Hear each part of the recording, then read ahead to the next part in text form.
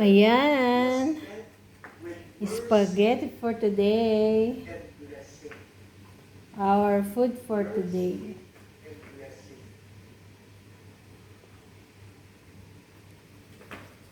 Minsan may nagsabi, marami hindi makakapasok sa pinto ng langit. Hindi dahil marami silang kasalanan.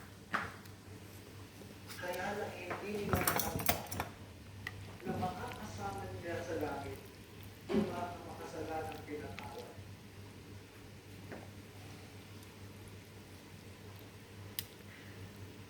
Hello? Naintindihan po ba niya?